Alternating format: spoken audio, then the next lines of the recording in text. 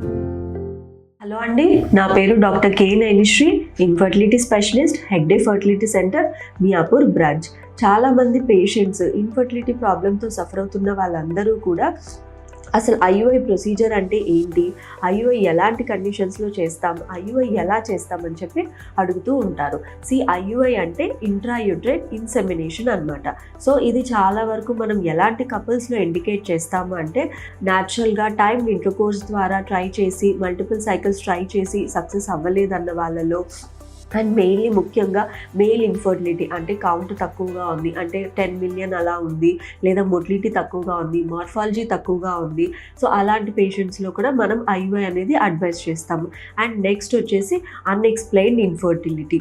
Okay, so ఎలాంటి కారణం లేకుండా కూడా మోర్ దెన్ 1 ఇయర్ నుంచి ట్రై చేస్తూ ఉన్నారు, బట్ స్టిల్ వాళ్ళకి ప్రెగ్నెన్సీ పరంగా ఇష్యూ వస్తుంది అన్న వాళ్ళలో కూడా మనం ఐయుఐ అనేది అడ్వైస్ చేస్తాం. సో ఐయుఐ ఎలా చేస్తాము అంటే, సో ముందుగా పేషెంట్ డే 2 అండ్ డే 3 రోజు ఒక బేస్లైన్ స్కాన్ చేసి వాళ్ళ ఎగ్ కౌంట్ ఎలా ఉంది అనేది చూస్తాం. అండ్ ఓవ్యులేషన్ ఇండక్షన్ కోసం వాళ్ళకి కొన్ని డ్రగ్స్ అడ్వైస్ చేసి ఆ తర్వాత ఫర్దర్ ఫాలిక్యులర్ మానిటరింగ్ అంతా చేసుకుంటాం. అండ్ ఒక ఆప్టిమమ్ సైజ్ ఫాలికల్ రీచ్ అయిన తర్వాత, అంటే like around 18 to 20 mm of the follicle size reach అయినప్పుడు we will give a trigger shot. ఆ ట్రిగ్గర్ షాట్ ద్వారా ఎగ్ రిలీజ్ అయ్యేలాగా చేస్తాం.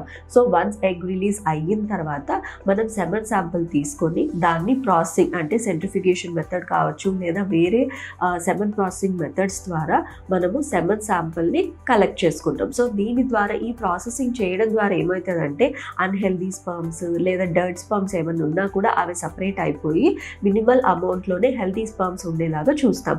దీన్ని అండర్ అల్ట్రాసౌండ్ గైడెన్స్ లేదా వితౌట్ అల్ట్రాసౌండ్ గైడెన్స్ అయినా కూడా మనము త్రూ ద వెజైనా ద్వారా ఇంటూ ద యూట్రస్ లోపలికి ఒక ఐయుఐ కెథెటర్ ద్వారా శాంపుల్ లోడ్ చేసుకుని దాన్ని డైరెక్ట్గా ఇంటూ ద యూట్రస్ లోపలికి ఇంట్రడ్యూస్ చేస్తామన్నమాట.